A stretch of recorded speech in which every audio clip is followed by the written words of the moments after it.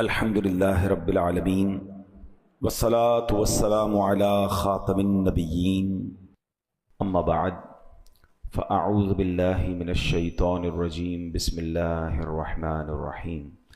پڑھیے الصلاة والسلام علیک یا رسول اللہ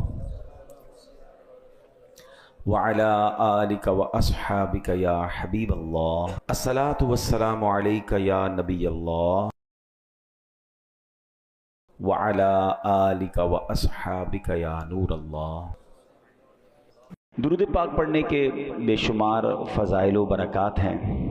اللہ پاک کے آخری نبی رسول ہاشمی صلی اللہ تعالی علیہ وآلہ وسلم نے نماز کے بعد حمد و ثنا اور درود شریف پڑھنے والے سے فرمایا، دعا مانگ قبول کی جائے گی، سوال کر دیا جائے گا۔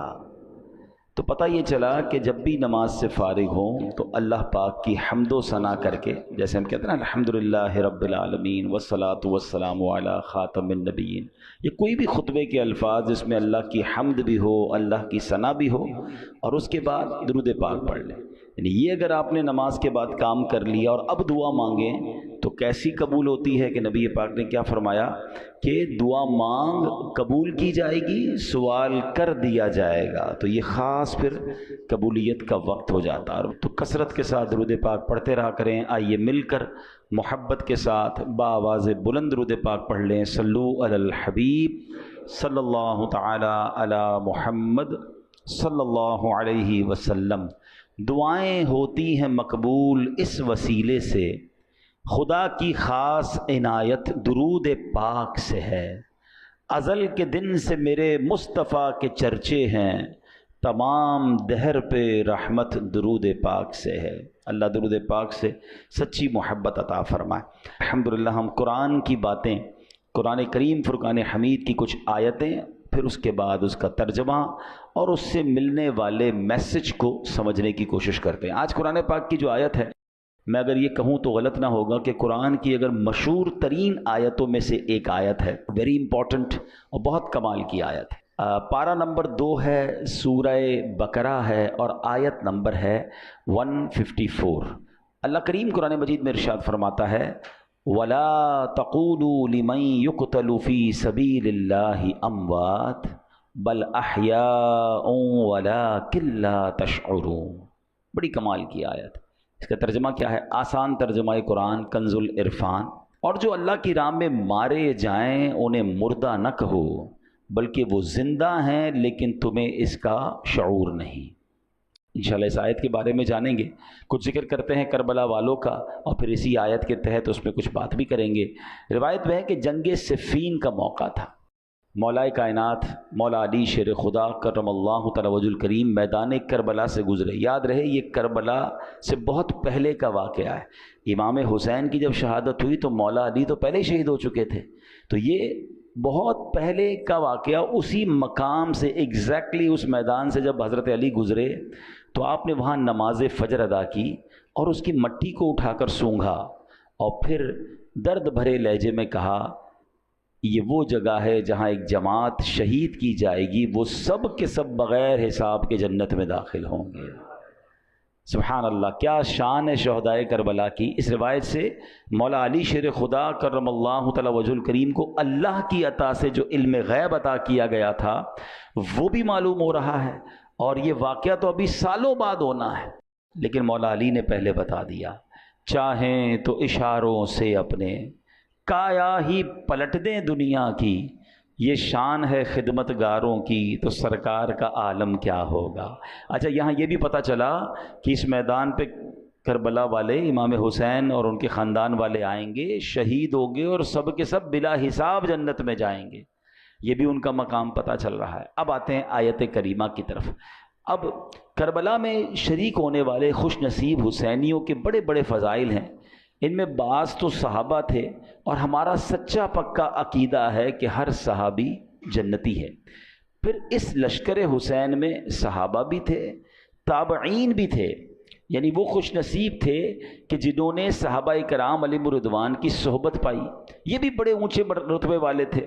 پھر ان کا امام عالی مقام امام حسین کے ساتھ کربلا میں شریک ہونا، آپ پر اپنی جانیں قربان کرنا، یہ ایک اور عظیم فضیلت بنتی ہے۔ اللہ اکبر۔ اور پھر انہیں ایک اور بڑا مرتبہ کیا ملا کہ اللہ کریم نے انہیں شہادت عطا فرمائی۔ شہادت بہت بلند مرتبہ ہے، جیسا کہ ہم نے بھی قرآن پاک کی آیت میں سنا، وَلَا تَقُولُوا لِمَن يُقْتَلُ فِي سَبِيلِ اللَّهِ أَمْوَاتٌ بل احیاء ولکن لا تشعرون۔ اور جو اللہ کی راہ میں مارے جائیں انہیں مردہ نہ کہو بلکہ وہ زندہ ہیں لیکن تمہیں اس کا شعور نہیں۔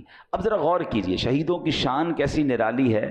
آدمی راہ خدا میں جہاد کرتے ہوئے لڑتے ہوئے مارا گیا، وفات ہو گئی، سر کٹ گیا، روح بدن سے نکل گئی، اسے کفن پہنایا، اس کی نماز جنازہ پڑھی، قبر میں اتارا، ظاہری آنکھیں دیکھ رہی ہیں کہ جناب آدمی کا انتقال ہو گیا ہے، مگر قرآن کیا کہہ رہا ہے؟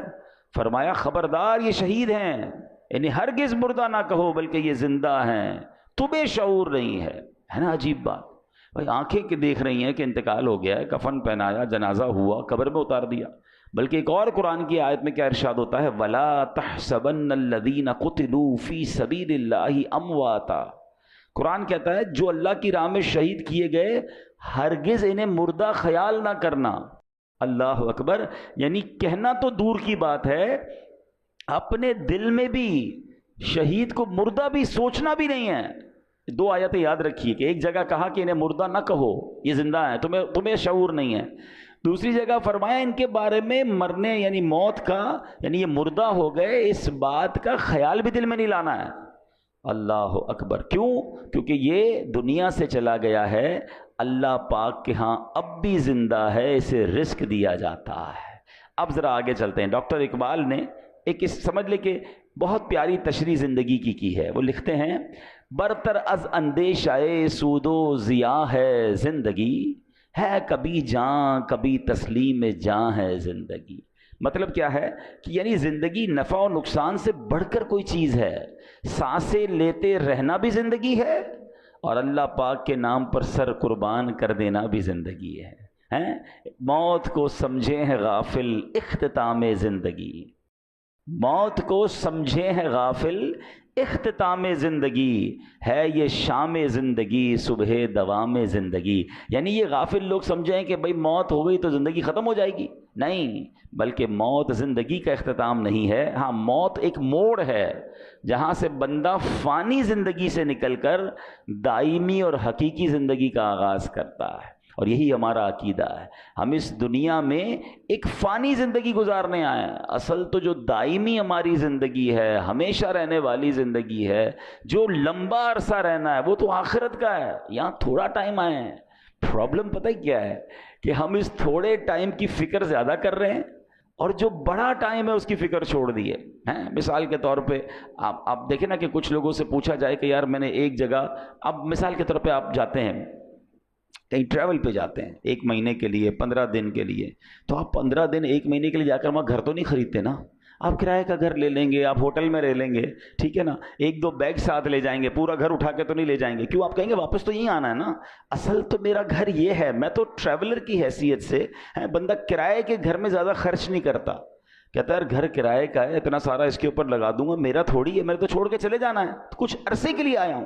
کراچی میں بھی کچھ لوگ ایسے ہوتے ہیں جو دیگر شہروں سے جاب کرنے آتے ہیں، کاروبار کرنے آتے ہیں، مگر اصل ان کا دھیان کیا ہوتا ہے کہ میری فیملی گاؤں میں ہے یا فلاں علاقے میں ہے، میں نے وہاں جانا ہے، میں نے گھر بھی بنانا ہے تو وہاں بنانا ہے، کیونکہ میرا مستقل ٹھکانہ یہ نہیں ہے۔ دنیا میں یہ ساری لاجک سمجھ آتی ہیں، مگر یہ کیوں نہیں سمجھ آتا کہ ایکچولی یہ پوری دنیا ہی میرا ٹھکانہ نہیں ہے، میں یہاں مسافر کی حیثیت سے ہوں، کوئی 50 سال کے لیے آیا ہے، کوئی 60 سال کے لیے آیا ہے، کوئی 70 سال کے بعد چلا جائے گا، ماں باپ کی دعا لگ گئی تو 80-100 سال اس کے بعد تو چلا ہی جائے گا نا۔ وہاں 25-50-100 سال کی کہانی نہیں ہے۔ ذرا سمجھیے، حضرت آدم سے لے کر آج تک لوگ قبروں میں جا رہے ہیں، کہاں ہیں وہ؟ بتائیے نا کہاں ہیں؟ قبروں میں ہے نا، ہزاروں سال ہو گئے، ہزاروں سال سے قبر میں ہے کوئی بندہ، تو بتاؤ دنیا میں تو 60-70 سال رہا، قبر میں ہزاروں سال سے ہے، تو اس کا مطلب بڑا ٹھکانہ تو قبر تھا۔ گھر کی فکر زیادہ ہونی چاہیے تھی، قبر کی زیادہ ہونی چاہیے تھی۔ میں اور آپ مریں گے، وی ڈونٹ نو کہ کب تک قیامت آئے گی، بھائی پتہ نہیں 500 سال، 1000 سال، 2000 سال، میں نے قبر میں رہنا ہے۔ اور قبر ایک باکس کا نام نہیں ہے، یہ غیر مسلموں کا عقیدہ ضرور ہوتا ہوگا کہ جناب بندہ قبر میں جائے اور اس کے بعد اس کا فنش سب ختم. نہیں، ہمارا ایمان ہے کہ قبر میں حساب سوال بھی ہوں گے ہیں، قبر میں جناب عذاب اور جزا ہوگی. نبی پاک علیہ الصلوۃ والسلام نے واضح طور پر فرمایا، میرا ایمان، میں نے کلمہ پڑھا ہے اپنے نبی علیہ السلام کا، ان کا فرمان میرے لیے آخری دلیل. میرے آقا فرماتے ہیں جس کا مضمون ہے قبر دو طرح کی ہوتی ہے. قبرستان جاتے ہیں نا، قبرستان میں اوپر سے قبریں ایک جیسی دکھتی ہیں. ہاں، وہ ایک جملہ ہے نا، محاورہ، قبر کا حال مردہ جانتا. بالکل ٹھیک ہے. آپ مثال کے طور پہ ڈیفینس میں چلے جائیں یا کسی ایسی سوسائٹی میں جائیں کہ جس سوسائٹی میں سوسائٹی والوں نے ایک جیسے بنگلے بنائے ہوں، تو آپ کیا کہیں گے؟ یار بنگلے دیکھ کے تو پتہ ہی نہیں چلتا اندر امیر کون ہے غریب کون ہے. پاکستان میں تو خیر اب ہر اسٹائل کا گھر دیکھ کر اندازہ ہو جاتا ہے. اگر آپ یو کے جائیں یا بیرون ملک میں کئی ایسے ملک ہیں جہاں سب گھر ایک جیسے ہوتے ہیں، اندر رہنے والے کا پتہ ہی نہیں چلتا کہ اس میں سے امیر کون ہے غریب کون ہے، کیونکہ سب کے گھر ایک جیسے ہیں.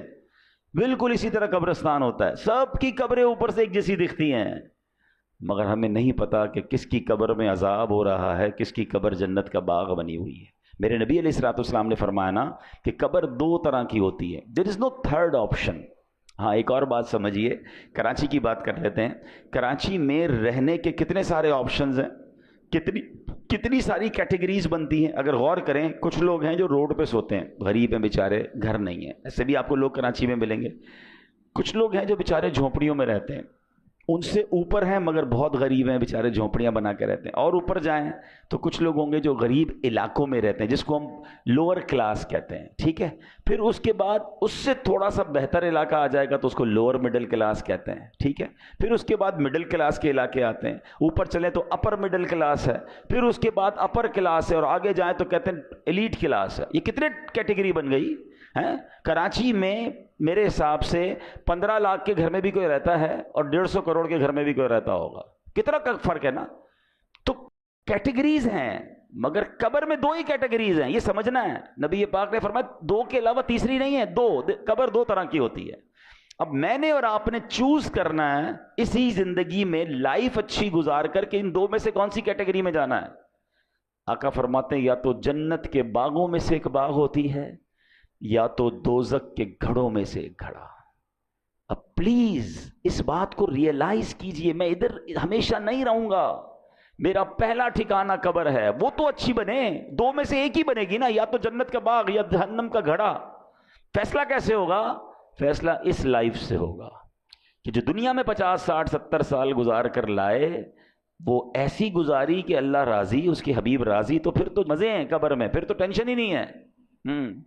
حدیث پاک کے ایک الفاظ ہیں بڑے پیارے ہیں کہ جب اللہ کا نیک بندہ قبر میں جاتا ہے نا، جیسے رب راضی ہو، تو پتہ ہے اس کو فرشتے آ کے کیا کہتے ہیں؟ نم کا نومۃ العروس، سو جا کہ جیسے دلہن سوتی ہے، سکون سے. ہاں، جنت کی کھڑکی کھل جائے اور وہ مزے میں ہے. لیکن اللہ جس سے ناراض ہوا، نبی پاک علیہ الصلوۃ والسلام کی احادیث میں مضمون ملتا ہے. میرے آقا نے نا دونوں ہاتھ ملا کر بتایا کہ بے نمازی کو قبر ایسے دبائے گی کہ اس کی پسلیاں ٹوٹ پھوٹ کر ایک دوسرے میں پیوست ہو جائیں گی. آج کل عید کے دنوں میں یا کبھی دوست کوئی ملے ذرا جاندار قسم کا، زور سے دبا دے تو چیخ نکل جاتی ہے. تو جب قبر دبائے گی نا تو نبی پاک نے یہ فرمایا. اب یہ تو صرف بے نمازی کی سزا ہے. سود خور ہے، ظلم کرنے والا ہے، قتل کرنے والا ہے، زیادتی کرنے والے ہیں، اللہ کو ناراض کرنے والے کام چھوڑ دیں. ہم یار ہمیشہ نہیں رہیں گے، اس بات کو سمجھ جائیں. میں پھر یہ شعر سناتا ہوں، کیا کمال کی بات ہے، اللہ کرے سمجھ آ جائے. موت کو سمجھے ہے غافل اختتام زندگی، ہے یہ شام زندگی صبح دوام زندگی. اصل زندگی تو اس زندگی کے بعد شروع ہونی ہے.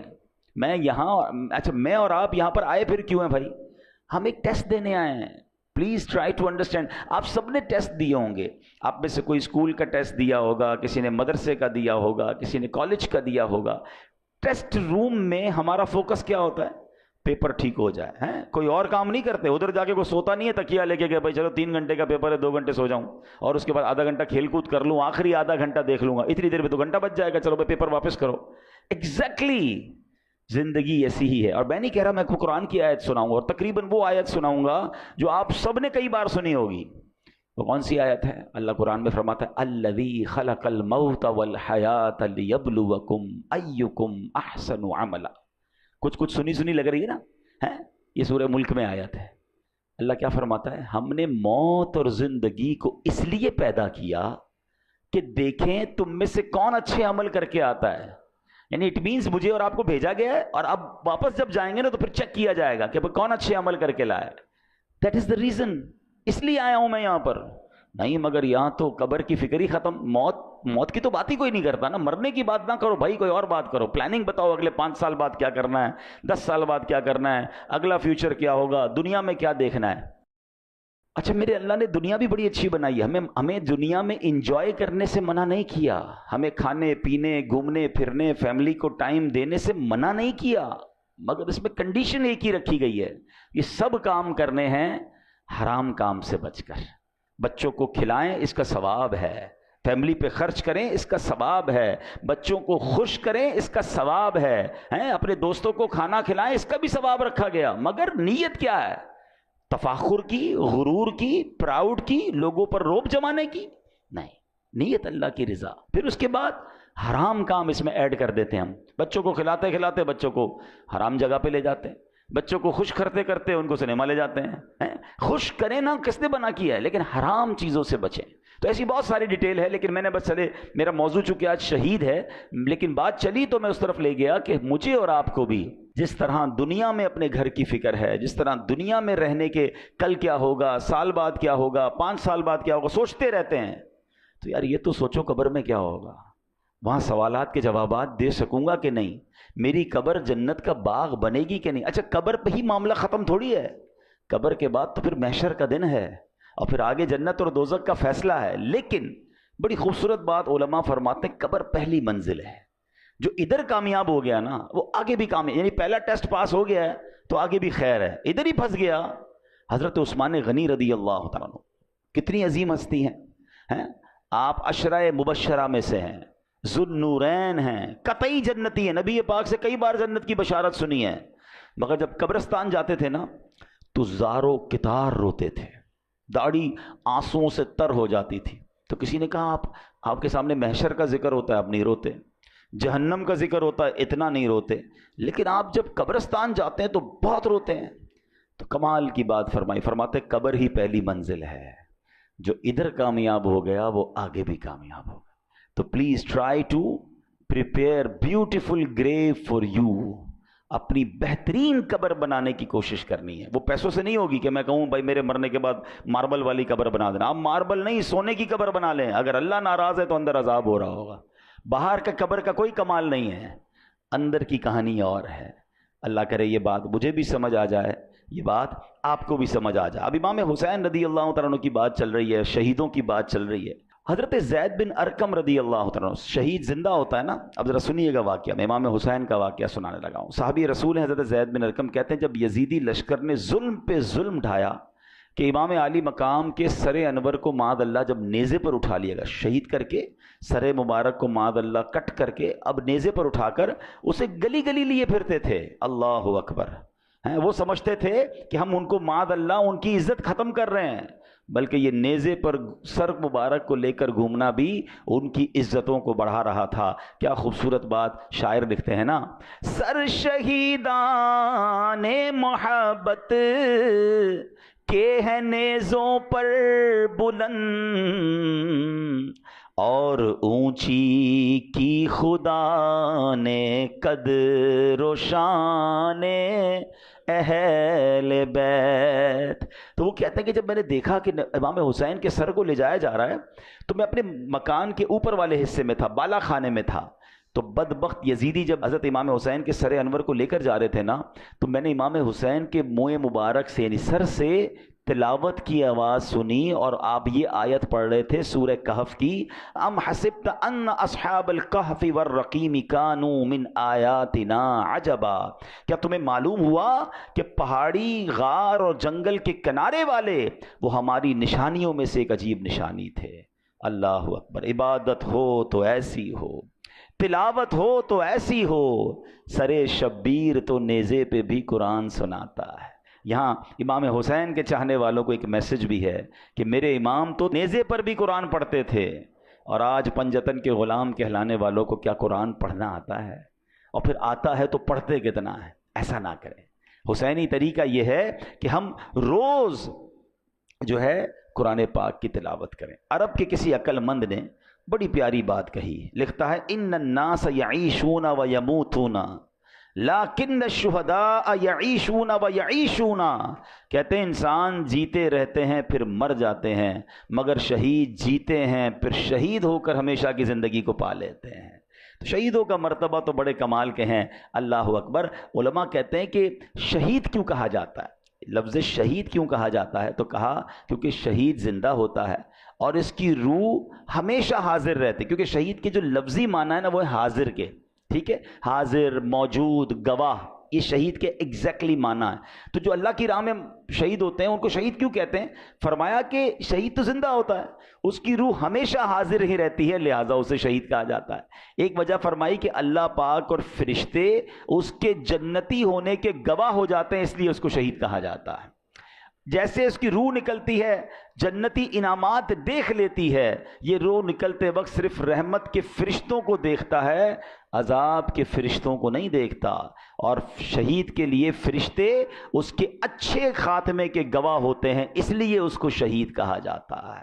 اللہ اکبر۔ مفتی احمد یار خان نعیمی رحمۃ اللہ تعالی علیہ نے اس کی بڑی پیاری وجہ لکھی، وہ فرماتے ہیں دیگر مسلمان قیامت کے دن حساب کتاب سے فارغ ہو کر جنت میں پہنچیں گے، اس سے پہلے ان کی قبر میں جنت کی ایک کھڑکی کھولی جاتی ہے، مگر شہید وہ خوش بخت ہے کہ روح نکلتے ہی وہ ڈائریکٹ جنت میں پہنچ جاتا ہے، وہاں کی سیر بھی کرتا ہے، وہاں کے رزق بھی کھاتا ہے۔ تو یہ مرتبہ ہوتا ہے شہید کا، اور شہید سے اللہ کریم جب قیامت کے دن پوچھے گا نا کہ اور تمہیں کچھ چاہیے، تو کہیں گے یا اللہ تو نے جنت کی سیر کی اجازت دی ہے، ہم جنت کا نعمتیں کھاتے ہیں، اور کیا چاہیے؟ اور کچھ چاہیے؟ جب 3 بار سوال ہوگا، اللہ اکبر، تو پھر شہید کہے گا کہ یا اللہ مجھے واپس بھیج دے، میں پھر تیری راہ میں شہید ہونا چاہتا ہوں۔ شہادت کا مرتبہ اور اس کا لطف اور اس کا مزہ یہ ہے کہ بندہ پھر شہید ہونا چاہتا ہے، تو یہ ہے شہیدوں کا مرتبہ اور کمال۔ اے میرے پیارے اسلامی بھائیوں، اب نبی پاک علیہ الصلوۃ والسلام ایک بار ممبر پر خطبہ ارشاد فرما رہے تھے۔ ایک صحابی حاضر ہوئے، یا رسول اللہ صلی اللہ علیہ وسلم، اگر میں ثواب کی امید پر راہ خدا میں لڑوں، بہادری بھی دکھاؤں، پیٹھ پھیر کر نہ بھاگوں، آخر شہید ہو جاؤں، تو کیا میرے سارے گناہ بخش دیے جائیں گے؟ فرمایا ہاں تمہارے سارے گناہ بخش دیے جائیں گے، مگر قرض کی معافی نہیں ہوگی۔ ابھی تک تو ہم شہید کا مرتبہ سن رہے ہیں نا، مگر اب ذرا یہ بات غور سے سنیے۔ ایک حدیث میں میرا آقا نے فرمایا اول ما یحراق من دم الشہید یغفر له ذنبه كله الا الدین، آقا فرماتے ہیں شہید کے خون کا پہلا قطرہ گرتے ہی اس کے سب گناہ بخش دیے جائیں گے، ہاں قرض معاف نہیں ہوتا۔ نبی پاک علیہ الصلوۃ والسلام کا یہ معمول تھا کہ جب جنازہ آتا نا تو آپ پوچھتے تھے کہ اس پر کوئی قرض تو نہیں ہے، اور جب قرض ہوتا تو آقا فرماتے میں جنازہ نہیں پڑھاؤں گا، یا فرماتے کہ کوئی قرض کا ضامن بن جائے پھر میں جنازہ پڑھاؤں گا۔ حالانکہ جس کے اوپر قرض ہو، اس کا انتقال ہو، اس کا جنازہ پڑھنا جائز ہے، مگر نبی پاک علیہ الصلوۃ والسلام اس کی اہمیت بیان کرنے کے لیے فرمایا کرتے تھے۔ تو نبی پاک نے ایک بار فرمایا، ایک جنازہ لایا گیا نا، حضرت انس بیان کرتے ہیں کہ نبی پاک علیہ الصلوۃ والسلام کی بارگاہ میں ایک جنازہ لایا گیا، تو پیارے آقا نے پوچھا کہ اس پر کوئی قرض ہے؟ لوگوں نے عرض کی جی ہاں یا رسول اللہ اس پر قرض ہے۔ ارشاد فرمایا ایسے آدمی پر میرا جنازہ پڑھنا کیا فائدہ دے گا جس کی روح قرض کے بدلے اس کی قبر میں گروی رکھی ہوئی ہو اور آسمان کی طرف بلند نہ ہو۔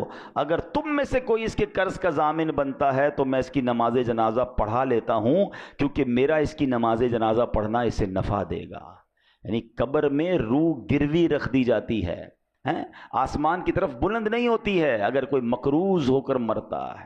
اے میرے پیارے اسلامی بھائیوں، آج کتنا یہ چیز وبا عام ہو گئی ہے، لوگ لاکھوں روپے دبا لیتے ہیں۔ کاروباری لوگ مجھے سن رہے ہیں، کبھی بھی قرض نہ لیں، قرض کی کوشش کریں کہ آپ پر قرض ہی نہ آئے، لیکن اگر قرض لیں تو پھر اسے وقت پر ادا کریں۔ ہاں آج کل تو معاملہ ہی الگ ہے نا، قرض لیتے وقت بندہ اور ہوتا ہے اور لینے کے بعد انداز ہی بدل جاتا ہے۔ بندہ کہتا ہے یہ وہی آدمی تھا جس کو پیسے دیے، بڑی منتیں کر کے، بڑی ریکویسٹ کر کے پیسے لیے تھے، اب پیسے لینے کے بعد نہ فون اٹھا رہا ہے نہ جواب دے رہا ہے، بیچارہ جس کے پیسے وہ دھکے کھا رہا ہے۔ یہ نہ کیا کریں۔ روایتوں میں آتا ہے اگر کسی نے کسی کی رقم دینی ہے اور پیسے ہوتے ہوئے نہیں دے رہا ہے ایک تو نا کہ ختم ہو گیا، اس کی الگ ایک پوری تفصیل ہے، لیکن اگر اس کے پاس ایسا کچھ ہے کہ اپنا سامان بیچ کر، اپنی تمام چیزیں بیچ کر قرض ادا کر سکتا ہے تو اس کو کرنا پڑے گا، ورنہ ہر لمحے گناہ گار ہو رہا ہے، اس کے گناہوں کا میٹر شروع ہو رہا ہے۔ تو کبھی بھی ایسا نہ کریں، قرض لیں تو اچھی نیتوں سے لیں، وقت سے پہلے لوٹائیں، پھنس گئے ہیں تو جواب تو دیں، رپلائی تو دیں، اس کے پاس جا کر معذرت کریں اس سے کہ بھائی میں پریشان ہوں، مجھے تھوڑا اور وقت دے دو۔ لیکن اب تو معاملہ ہی الگ ہے، بندہ ہی غائب ہو جاتا ہے۔ آج غائب ہو جاؤ گے پھر کیا ہوگا قبر میں؟ پتہ ہے قیامت کے دن ان پیسوں کے بدلے نیکیاں دینی پڑیں گی۔ وہاں پیسے نہیں ہوں گے کہ بھائی یا اللہ میں نے اس کے 2 لاکھ لیے تھے، محشر کے دن میں 2 لاکھ دے رہا ہوں، نہیں، وہاں چیک بک نہیں ہوگی۔ وہاں کیا ہوگا؟ اعلیٰ حضرت امام اہل سنت لکھتے ہیں کہ جو کسی کے 3 پیسے جان بوجھ کر دبا لے، 3 پیسوں کی ویلیو کیا ہے؟ آج کل تو لوگ پتہ نہیں کتنا زمینوں پہ قبضہ کر رہے ہیں، پیسے دبا رہے ہیں۔ فرمایا اسے قیامت کے دن 700 با جماعت نمازیں دینی پڑ جائیں گی۔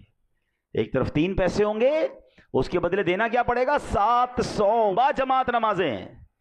جس نے کروڑوں کھائے ہیں، جس نے زمینوں پہ قبضہ کیا ہے، جو لوگوں کا پیسہ نہیں لوٹا رہا ہے، وہ کیا جواب دے گا قیامت؟ نبی پاک نے جنازہ پڑھانے سے منع فرما دیا۔ اے میرے پیارے اسلام بھائی، نبی پاک نے ارشاد فرمایا جن گناہوں سے اللہ پاک نے منع کیا ہے ان میں سے رب کریم کے نزدیک سب سے بڑا جرم یہ ہے کہ انسان قرض لے کر مرے جس کی ادائیگی کے لیے مال نہ چھوڑے۔ تو یہ نہ کیا کرے۔ ہاں اب ایک اور پرابلم، پیسے لیے کاروبار میں تو چلتا رہتا ہے، بھائی کسی کا کریڈٹ ہے، کسی کا ڈیٹ ہے، میں نے کسی کو پیسے دینے ہیں، کسی سے لینے ہیں، لیکن اس کو اچھی طریقے سے لکھت پڑھت کریں، وقت پر پیسے دیا کریں۔ اور اگر آپ کو لگتا ہے کہ ابھی جس کو دینے وہ نہیں مل رہا یا آگے پیچھے ہو گیا تو وصیت کر کے جائیں، اپنے بچوں کو بتا کر جائیں۔ کسی کا انتقال ہوتا ہے، اگلے لوگ پریشان ہو جاتے ہیں کہ یار اس نے کسی کو گھر میں بتایا نہیں میرے پیسے ہیں۔ یعنی کتنی عجیب بات ہے کہ میں نے کسی کو رقم دینی ہے یا اس کی کوئی امانت میرے پاس ہے، میرے سوا کسی کو پتہ ہی نہیں ہے۔ یہ بہت بڑی بے وقوفی اور جہالت ہے جو عذاب قبر میں گرفتار کر سکتی ہے۔ بھائی اگر آپ کو کسی نے امانت دی ہے، کوئی رقم دی ہے، تو آپ لکھیں، اس کو اپنے بچوں کو بتائیں، اس کو بھی بتا دیں کہ بھائی مجھے کچھ ہو گیا تو یہ میرا بیٹا ہے، یہ میری فیملی ہے، تمہیں یہاں سے مل جائیں گے، تاکہ اس کو بھی تسلی ہو۔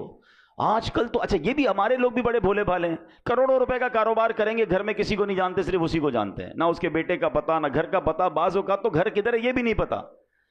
تو اگر جینے کی تمنا ہے تو کچھ پہچان پیدا کر ہیں، تبھی تو شریعت کہتی ہے نا کہ لکھت پڑھت کر لیں، کوئی کانٹریکٹ کر لیں، 2 گواہ ہونے چاہیے، کل کچھ ہو گیا تو آپ کے پاس کوئی چیز تو ہو۔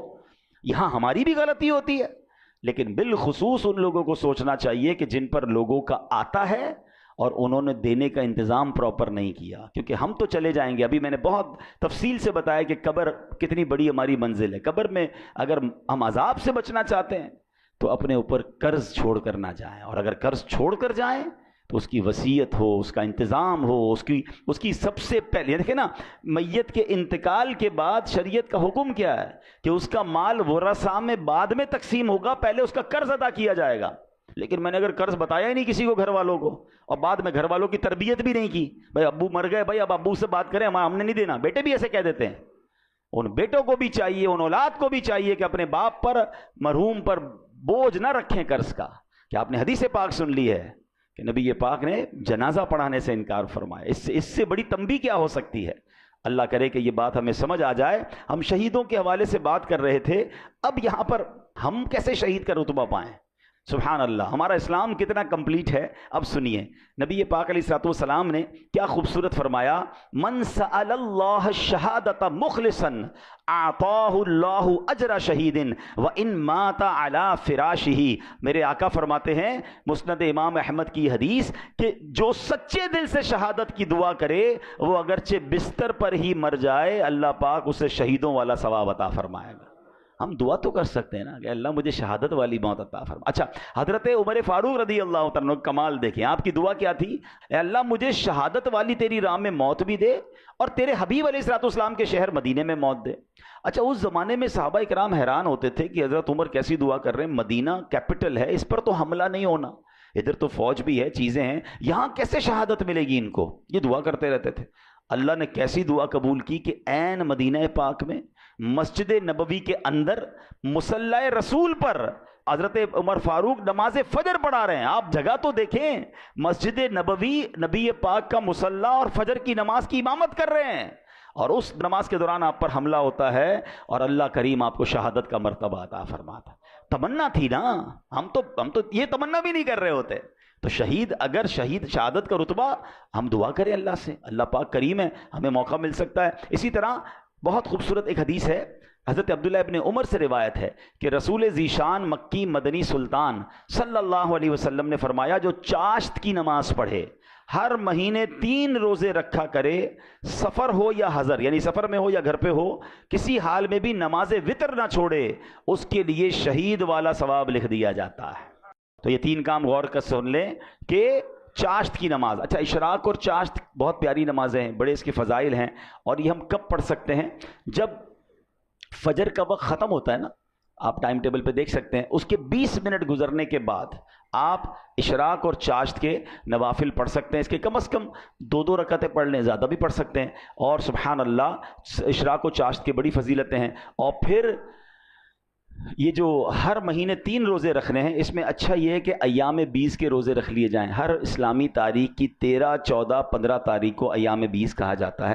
ان دنوں میں اگر آپ روزے رکھ لیں گے انشاءاللہ تو سبحان اللہ, یہ سنت کی ادائیگی کی نیت سے پیر کا روزہ بھی رکھ سکتے ہیں. تو یہ 3 روزے اگر اللہ کرے ہماری عادت بن جائے تو شہادت کا مرتبہ مل رہا ہے, تو اور کیا چاہیے. حضرت ابو قتادہ انصاری رضی اللہ تعالیٰ عنہ فرماتے ہیں, نبی پاک علیہ الصلوۃ والسلام سے پیر کے روزے کے بارے میں عرض کیا گیا کہ حضور آپ پیر کا روزہ رکھا کرتے ہیں, تو ارشاد فرمایا, اسی دن میری ولادت ہوئی اور اسی دن مجھ پر وحی نازل ہوئی تھی. تو بہرحال اللہ کریم ہمیں ان نیکیوں پر عمل کرنے کی توفیق عطا فرمائے. اور آج جو ہم نے شہادت کے بارے میں سنا, اس کے بارے میں بھی, پھر قبر کے بارے میں ہم نے سنا کہ قبر کی تیاری کیسے کرنی ہے, پھر ہم نے قرض کے بارے میں سنا کہ قرض کے معاملات پر کتنا خیال رکھنا ہے. زندگی کا ایک اصول بنا لیں کہ میرے اوپر, میری ذات پر کسی کا کچھ رہ نہ جائے, جو بھی ہے ڈھونڈ کر تلاش کر کے اس کو پہنچائیں. دیر ہو گئی ہے تو معافی دنیا میں مانگ لیں, کیونکہ آخرت میں ہم حساب نہیں کر سکیں گے. اور ہم نے ایک اور چیز دیکھی ہے کہ جس کسی نے کسی کے پیسے کھائے ہیں, مال دبایا ہے, دنیا میں بھی اسے برباد ہوتے دیکھا ہے, اور جس کا کھایا گیا ہے نا, ہم نے حیرت انگیز طور پر ایسا دیکھا ہے کہ اللہ نے اس سے زیادہ اسے عطا فرما دیا ہے. تو مظلوم کی مدد غیب سے ہوتی ہے, ظالم برباد ہوتا ہے.